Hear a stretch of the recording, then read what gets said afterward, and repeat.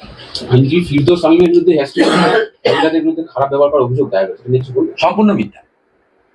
সম্পূর্ণ ওনার রাজনৈতিক মতাদর্শের আমি বিশ্বাসী। উনি সিপিএম বামপন্থী মানসিকতার লোক, কিন্তু উনি প্রতিবাদী, উনি বিরোধী বলেই আমি ব্যক্তিগতভাবে ফেরদৌস আলমের সঙ্গে আছি। তিনি লড়াই করুন, আইনি লড়াই করুন। 28 তারিখের ভোটার লিস্টে যাদের নাম থাকবে না তারা এদিকে ওদিকে ঝামেলা করবেন না। প্রচুর সেন্ট্রাল ফোর্স এসে গেছে, উস্কানিতে পা দেবেন না। আপনারা পরিকল্পনা করেছেন বেশ কিছু জায়গায় বিডিও অফিস জ্বালাবেন, আমার কাছে খবর আছে বেশ কিছু জায়গায় বিডিও অফিস জ্বালাবেন। আমি সিও কে বলবো, স্টেট অবজারভারকে বলবো, ইলেকশন কমিশনকে বলবো সমস্ত তথ্য সুরক্ষিত জায়গায় ট্রান্সফার করে নিন। মমতা বন্দ্যোপাধ্যায় সুপ্রিম কোর্টে গিয়ে যে কাণ্ড কারখানাটা করে দিয়েলেন, এর ফলে অনেকগুলো ভোটার লিস্ট বেরোবে, কিন্তু চূড়ান্ত ভোটার লিস্টটা বেরোচ্ছে আগামী পরশুদিন। এবং এই ভোটার তালিকায় বিতর্কিত এবং অমীমাংসিত যারা নাম আছে সেই নামটা বেরোবে না। সেই সংখ্যাটা কত আমি জানি না, কিন্তু সংখ্যাটা বিরাট বড়। ওটা তৃণমূল করেছে জাজদের ভয় দেখানোর জন্য। রাজ্য সরকার কেসটা হ্যান্ড ওভার করে দিক না এনআইএ হাতে, সিআইডি হেল্প করুক, এনআইএ করুক, তদন্ত বেরিয়ে যাবে। এর সঙ্গে তৃণমূল কংগ্রেসের লোকেরা যুক্ত এবং বাংলাদেশি জামাতিরা যুক্ত, যাদের নাম কেটে যাওয়ার সম্ভাবনা রয়েছে, যাদের নাম রাখা নিয়ে এত মমতা বন্দ্যোপাধ্যায়ের লড়াই। অবৈধ অনুপ্রবেশকারী বাংলাদেশি মুসলিম, ক্রেডিট এবং ডিসক্রেডিট দুটোই মমতা ব্যানার্জির জন্য থাকলো। অতএব আপনারা উল্লাস প্রকাশ করেছেন মাঝে মাঝে যে আমরা জিতে গেছি সুপ্রিম কোর্টে, তাই বিক্ষোভ যদি করতে হয়, প্রশ্ন যদি করতে হয়, আজকে ডিএ আন্দোলনকারীদের মতো কালীঘাটের কাছে গিয়ে বা নবান্নতে গিয়ে উত্তর চান, অন্য জায়গায় করবেন না। আপনারা যদি এই ভিডিওটা যদি দেখেন,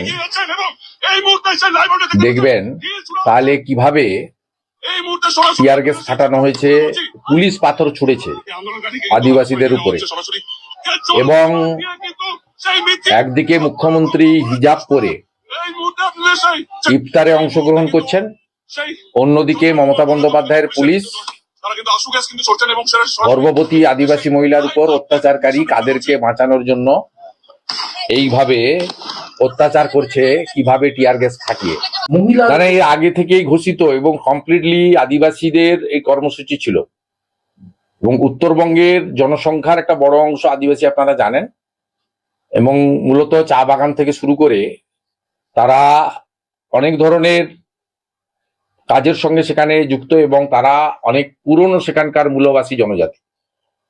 আজকে তাদের বাড়ির একজন গর্ভবতী মহিলাকে কাদের বলে একজন জিহাদি জঙ্গি তৃণমূল আশ্রিত, তিনি শারীরিকভাবে অত্যাচার করেছেন বলে আজকে একটি অরাজনৈতিক তাদের সামাজিক আন্দোলন ছিল, পূর্ব ঘোষিত আন্দোলন ছিল। পুলিশ ব্যারিকেড করেছিল, পুলিশ ধৈর্যের পরীক্ষা দিতে পারত, তাদের প্রতিনিধি দলের সঙ্গে আলোচনা করতে পারত, এবং জল কামানও ব্যবহার করে ছত্রভঙ্গ করলেও করতে পারত। তা না করে শত শত পুলিশ র্যাব নামিয়ে পুলিশ পাথর পর্যন্ত ছুঁড়েছে। এই পুলিশদেরকে চিহ্নিত করা দরকার। টিয়ার গ্যাসের সেল ছুঁড়েছে, অসংখ্য আদিবাসী আন্দোলনকারীরা আহত। পুলিশের সক্রিয়তা আজকে কলকাতাতেও দেখেছেন।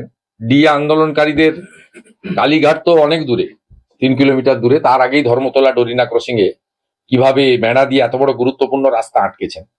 বিখ্যাত আইপিএস ইন্দিরা মুখার্জির, ওরা যখন বলে আমরা হাজরা পর্যন্ত যাব, মাইক ব্যবহার করেনি পরীক্ষা চলছে বলে। আগামীকাল বিকেল 3টা অব্দি মাইক ব্যান আছে। সরকারি কর্মচারীদেরও কিভাবে আজকে হ্যারাস করেছে, তারাও ছাড়েনি। আজকে এই ডোরিনা ক্রসিং থেকেই বিগত দিনে আন্দোলনের নতুন মাত্রা পেয়েছিল। 3 ঘন্টা ধরে তারাও শান্তিপূর্ণ অবরোধ করেছে, এবং পুলিশদের ভয় পেয়েছে। চারিদিকে পুলিশ ব্যস্ত, মুখ্যমন্ত্রী এবং তাকে সুরক্ষা দেওয়ার জন্য, তার পাশে যেন কেউ ভিড়তে না পারে। একদিকে তাদেররা শাস্তি পায় না, উল্টে প্রতিবাদ করতে যাওয়া আদিবাসীদের মার খেতে হয়। অন্যদিকে মুখ্যমন্ত্রী তিনি মুসলিম ভোট ব্যাংকে সংগঠিত করার জন্য সারাদিন খেয়ে দে ইফতার করে কারা, যারা সারাদিন উপোস থাকে, সূর্য ওঠার আগে যারা সাইরি না কি খাওয়ার বলে, মানে সেই খাওয়ার খেয়ে যারা উপবাস ব্রত পালন করেন, তাদের উপবাস ব্রতটা ভাঙতে হয় ইফতারের সময়। মুখ্যমন্ত্রী তো কিছু না কিছু নিশ্চয়ই খেয়েছেন। খাওয়ার পরে তিনি গিয়ে মাথায় হিজাব লাগিয়ে, এটা কি?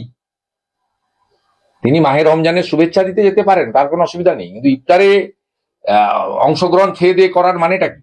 এবং তার পাশ থেকে দাঁড়িয়ে যে ভিডিও আপনারা পেয়েছেন, এইরকম একটা ধর্মীয় মঞ্চকে, সেখানেও ববি হাকিম সেখানে বলছে, তার ভিডিও আমরা পেয়েছি, সেখানেও ভোটের কথা বলছে, মুসলিমদেরকে বলছে একমাত্র আপনাদের সাহারা হচ্ছেন মমতা বন্দ্যোপাধ্যায়, সেখানে করছেন, এইদিকে করছেন। আর এই জন্যই কাদেররা তৈরি হচ্ছে, এই জন্যই পিলখানাতে হাওড়ায় আপনারা এই জিনিস দেখতে পাচ্ছেন। এই যে দেখা গেল যে পুলিশের এই সক্রিয়তা তখন কোথায় যায় যখন রাজ্যে জঙ্গি ধরা পড়ে, যে বাইরের রাজ্য থেকে পুলিশ এসে সেখানে এই সরকারটাই তো জঙ্গি সরকার। একটা অ্যাড করি, আজকে ববি হাকিম বলেছেন যে এই যে জঙ্গি ধরেছে এটা কলকাতার পুলিশ ধরেছে, দিয়ে দিল্লি পুলিশের হাতে হ্যান্ডওভার করে দিয়েছে।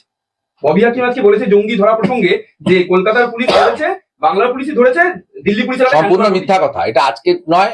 ওই 7 শেখকে আসাম এসটিএফ ধরার পরে, জাভেদ মুন্সিকে কাশ্মীর এসটিএফ ধরার পরে, আপনার এনআইএ লালটু শেখ আব্দুল মান্নানকে সোনারপুর থেকে ধরার পরে, এখানেও ইনপুটটা দিল্লি পুলিশের। বাইরের রাজ্য থেকে কোনো পুলিশ এলে লোকাল পুলিশ স্টেশনকে, লোকাল পুলিশকে জানায়, তারা সহযোগিতা করেন, অনেক সময় সহযোগিতা না করে উল্টে জানিয়েও দেন। এখন বিএনএস এ অনেক সুযোগ হয়ে গেছে, ওরা স্পটে পৌঁছে খবর দিয়েছে, আগে থেকে দিলে তো জানিয়ে দিত। সেন্ট্রাল ফোর্স আসার পর তার যে পরিস্থিতি কিছু বদলাবে, ব্যবহার করা হবে কিভাবে দেখছেন? কমিশন বলছে, তবে আমার অতীত অভিজ্ঞতা ভালো না। তবে আমি আশাবাদী election commission up to the mark করতে পারেননি। সিও অফিস চেষ্টা করলেও ইসিআই, ধরুন ডিএমদেরকে অ্যাকশন নেওয়া উচিত ছিল, এগেনস্ট আরো বহু ইআরও এইআরওদের বিরুদ্ধে ব্যবস্থা নেওয়া উচিত ছিল, বেশ কিছু বিএলওর এগেনস্টে ব্যবস্থা নেওয়া উচিত ছিল, কিন্তু তারা সেভাবে হয়তো সিও অফিস থেকে পাঠিয়েছেন, উপর থেকে অ্যাপ্রুভ্যাল তারা দেননি, বা উপর সিও অফিস পাঠায়নি, আমি জানি না। কিন্তু আরিজ আফতাব চলে যাওয়ার পরে, দীর্ঘ 6 বছর থাকার পরে চলে যাওয়ার পরে, আমার মনে হয়েছে ইলেকশন কমিশন বিষয়গুলো চেষ্টা করছেন। তাই আমি আশাবাদী, কিন্তু না চালে বিশ্বাস নেই। বিগত বেশ কয়েকটা নির্বাচনে আমার অভিজ্ঞতা আছে, এই অভিজ্ঞতাতে আমি দেখেছি যে কেন্দ্রীয় নিরাপত্তা বাহিনীর রুট মার্চ থেকে শুরু করে বুথে যে এন্ট্রি পয়েন্টে তারা থাকেন বা কিউআরটি, এইসব ব্যবহার করার ক্ষেত্রে এরা যে ধরনের শয়তানি সততা এবং যে ধরনের নোয়িং ফুললি ওয়েল একটা বড় কনস্পিরেসি করে, সেই কনস্পিরেসি চলতে থাকলে তো আপনি ভালো কিছু আউটকাম পাবেন না। 23-এর পঞ্চায়েতে সুপ্রিম কোর্টের হস্তক্ষেপে 820 কোম্পানি প্যারামিলিটারি ফোর্সকে বসিয়ে রাখা হয়েছিল, ইউজ করা হয়নি। কেন্দ্রীয় নিরাপত্তা বাহিনীকে গেটের ভিতরে রেখে 21-এর গণনা কেন্দ্রের ভিতরে তাণ্ডব চালানো হয়েছে। এভাবে বহু ভায়োলেশনের রিপোর্ট আছে। মগরাহাট পশ্চিমে বিজেপির প্রার্থী মানস সাহা তো কাউন্টিং সেন্টারে গিয়াসউদ্দিন মোল্লার বাহিনীর হাতে অর্ধমৃত হয়ে পরে কলকাতার একটি প্রাইভেট নার্সিং হোমে মারা গেলেন। অতএব বিগত দিনের অভিজ্ঞতা ভালো নয় আমাদের। তবে যেহেতু আরিজ আফতাবের মতো একটা স্থাবক আজকে সিও নেই, হিসাবে নেই, তাই আমরা আশাবাদী যে এবারে election commission model code of conduct চালু হওয়ার পরে তারা একটা এফেক্টিভ ব্যবস্থা নেবে। এখনো পর্যন্ত ইলেকশন কমিশনের পক্ষ থেকে কলকাতা পুলিশ, রাজ্য পুলিশকে যে সমস্ত অ্যাডভাইস বা ডাইরেকশন দেওয়া হয়েছে তার কোনো ফলপ্রসূ রেজাল্ট পাওয়া যায়নি।